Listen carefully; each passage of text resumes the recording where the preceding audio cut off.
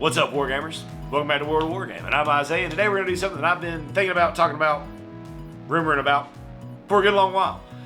We're going to start in through the PvP scenarios of Castle Fear for the Silver Bayonet, but we're going to tweak them and modify them and stuff to play them solo so that we can finish out that story before moving the unit on to their employment in Canada.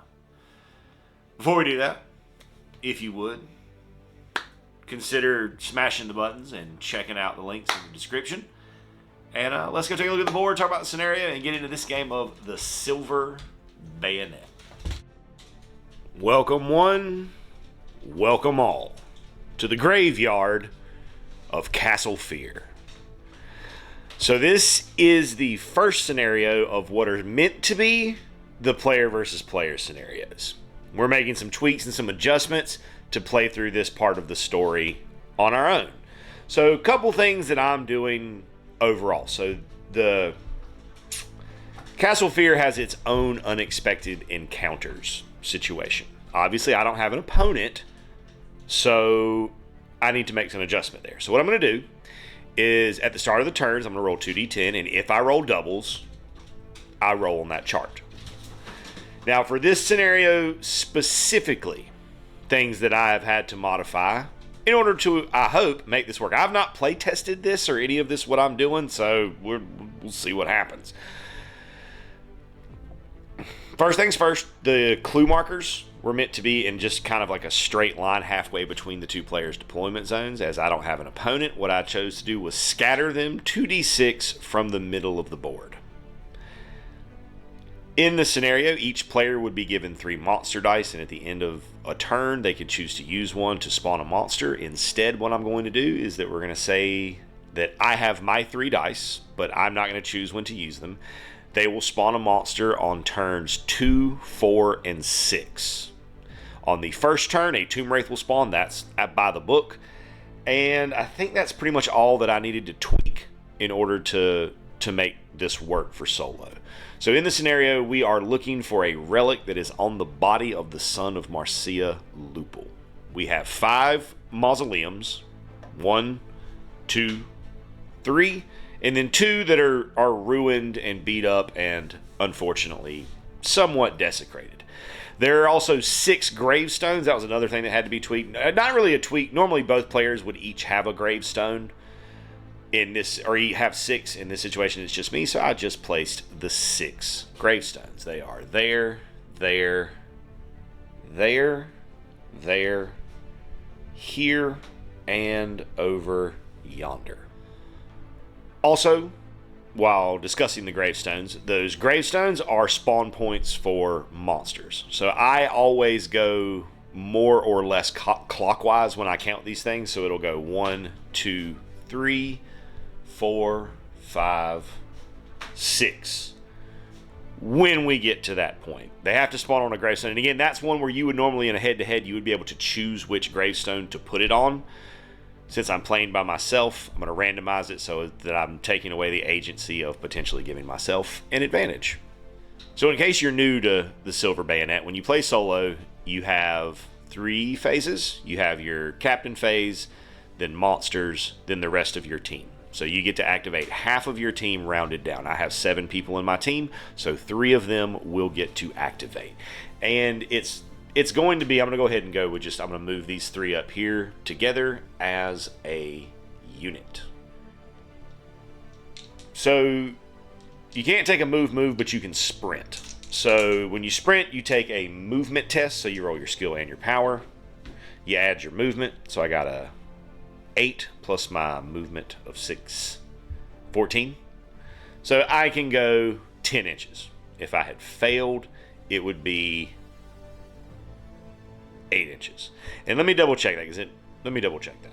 I'm wrong already because it's not a movement check. It's just a specific sprint test. So there's no modifier to it. So I got an 8, which is less than 11. So I can go 8 inches. Now, I fast rule this to save myself time. Technically, you're supposed to move and then declare your sprint, but I just put it all together because it saves me a little bit of time. So that's for Grigory, who's just going to plow up towards the clue mark. All right, so Boris also fails his sprint test, moving up 8. Dimitri, however, our champion of faith, is going to move up 6 and then pray for a miracle. So we got to take a courage test. 5 plus 7 plus courage 4 on Dimitri is going to be better than 10, but just barely. So we pass. That means that Grigory's weapon will count as blessed for the rest of the game. However, Dimitri does take a point of damage due to the strain of manifesting a miracle. Currently, there are no monsters, so there is no monster phase. Which brings me to the rest of my crew, who are, every last one of them, going to make sprint moves up the board, try to fan out a little bit, open up some lines of fire, and get themselves in a position to go to work. Everybody moving up 8. Everybody failed their sprint check, except Doc, who did not sprint. He just moved up 6 and then lit his torch. End of turn 1 brings the Tomb Wraith to a random corner of the central mausoleum. I just rolled a d4, and again, I'll pretty much always go clockwise, so 1, 2, 3, 4. I rolled a 1, so there he is. Ready to cause problems. So I went in the tank real hard on what to do here. And this is what I'm going to do. Nikolai is going to move up and investigate the clue. So we're going to flip a card. We get 10 of clubs. 10 of spades. So I find a silver hairpin. So all my attacks count as silver, which all my attacks counted as both silver and enchanted anyways, because of the special weapon that I found at the end of the solo campaign in the armory. However, I do get to add a skill or power dice of my choice to the fate pool. I also get to select one of the mausoleums that is definitely not the one I'm looking for, and it's not the one I'm like, one of the ones that has not been ruled out yet, and I rule it out. So I'm going to rule out this one. Egon is going to go next, moving up 6, and then going to fire his salt bag at the ghost, as the ghost is, the Tomb Wraith is allergic to it. So that's a miss, but I don't roll any 1s, so nothing happens there. Also, I've not rolled doubles yet on the unexpected events chart. That's why you haven't seen anything, but I'll roll it for you next time. Mikhail will then just move up 6 and hold his position. He's going to put himself in a position where he is prepared for Dimitri to come down and throw a bless on his weapon. Which brings us to monsters. So, let's see what happens. This guy's terrifying. So he'll move to Nikolai, who is the closest, and he'll swing. Green dice is his power dice. 16 will hit. For 6 damage. 7 damage because of chilling touch. So that's going to be a total of 7 damage. And it has soul shear, which is not good. So I'm going to use that extra skill dice that I got to negate some of this damage. All right, we would really, really, really like to roll a 10 here. Okay, so that's a 4. So it will negate 2 of that damage because it divides it by 2 and rounds up. So not the best roll, but it's better than what it was. So we're doing a terror test at 5. Okay, so we want to roll big here. That's pretty big. So that's a 16 minus the terror check 5 brings us to a 12. And on an 11 or higher, there is no effect. We're okay. Now we get to strike back. And we do have an enchanted blade. So, let's see if we can hit this mother. He's got a defense of 12.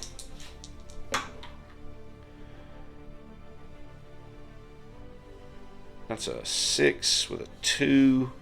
I'm going to use my natural skill dice that I had to re-roll that 2 into a 4, which is 10, plus my melee of 1. Womp womp.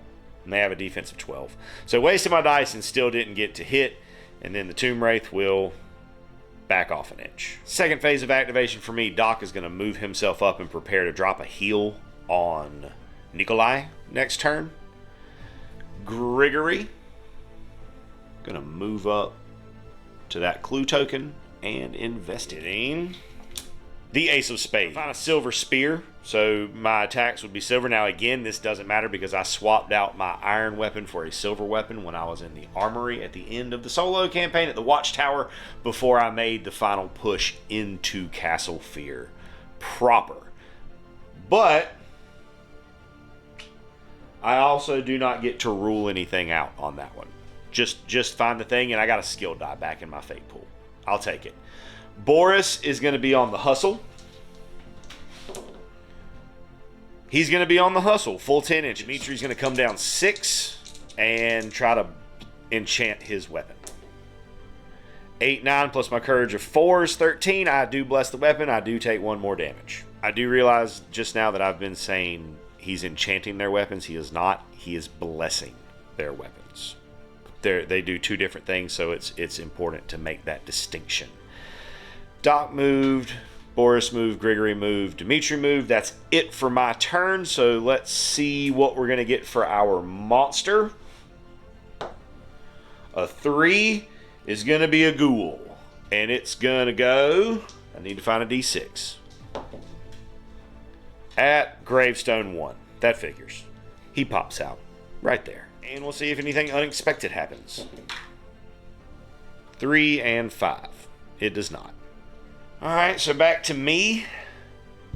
We're going to have Egon load up the salt and try to make this thing teleport.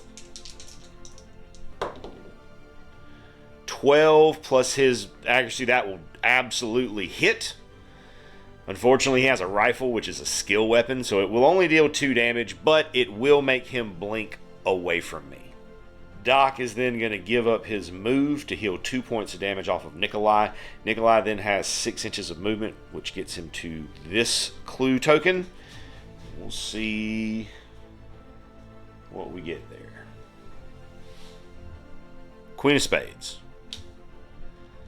That one is Ectoplasm, which would add another monster dice to your fate pool, which would be helpful in the PvP. Since I'm not using that here, I'm going to do an even or odd for a skill or power dice. So on an even, it'll be a skill dice. Even, so we'll add a skill dice. Modification on the fly. You just got to do it when it's written for one way and you're trying to play it a different way. We also get to rule out another mausoleum. I'm going to rule out this one. It's not in there. We then go to the bad guys. So our Wraith up here is ethereal. So it'll just kind of pass through to the closest friend, which is unfortunately Dimitri. Okay. Tomb Wraith just gonna grip it and rip it. Fudge me. Okay, so that will take out Dimitri. He's down. That is 10 damage, and he's already taken 2. Dimitri is down. Ghoul will run up on Egon. Swang. 13 plus their melee of 1 is a 14, so that will hit. Jeez Louise. For a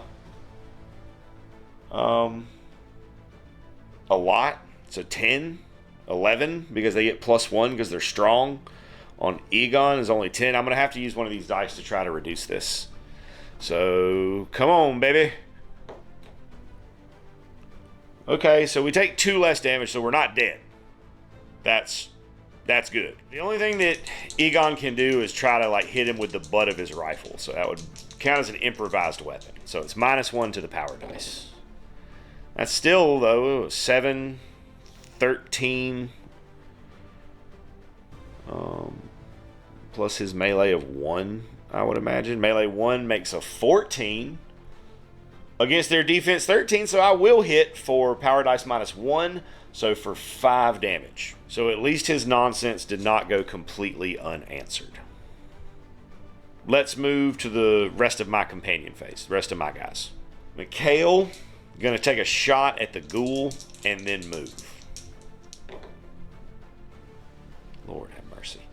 That's a miss. Boris and Grigory both move this way. Grigory fails the sprint test but gets to the clue marker, so he'll be able to check that out next time. Grigory just blasts his sprint test out of the water and hauls up the board.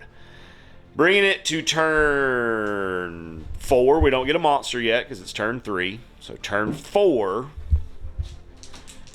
We gotta roll, see if anything crazy happens. It does not. So we'll go with my guys.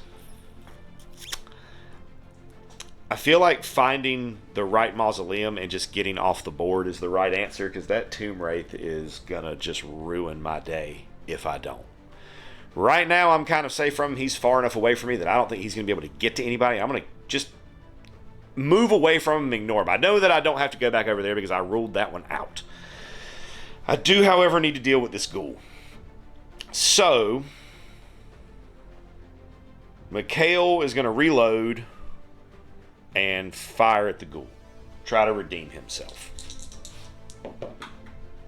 That's a 12 plus 2 makes a 14.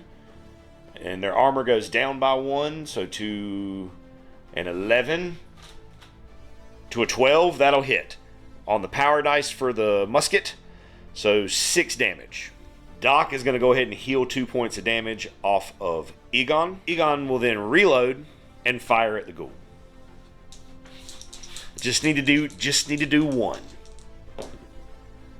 That's going to hit. That's going to deal more than enough damage. Goodbye, ghoulie. Ending its move right there. It's a 3-step monster AI. If they have a ranged weapon, they'll shoot. If they don't, they will... Or if they have a loaded weapon and line of sight, they'll shoot. If they have a weapon but it's not loaded, they'll reload and shoot. If they don't have a ranged weapon, they will move towards the one they can see, their full move stat. If they make it, it's a move to attack, so a charge. If they can't see one, then they'll move towards the closest clue marker or closest model, regardless of whether or not they can see it. So for now, I'm safe from that thing. So we're going to go to my second phase with Boris, who's going to get the King of Spades, which is Assault Block. All his attacks count as assault for the rest of the game. We gain 1 power die to the fate pool, and we select 1 tomb that has not been selected, and it is not the tomb containing the treasure. We're going to say that this one down here is the one that is not the one, because with the Tomb Wraith right there, I want to be moving away from there. Okay, so that was this clue marker. Nikolai will move up and investigate this clue marker, which is the last one, which is the Jack of Spades. And it has the Wraith Dust. We add a monster dice, so that'll be an even or odd again for us. And then we rule 1 out. So we want...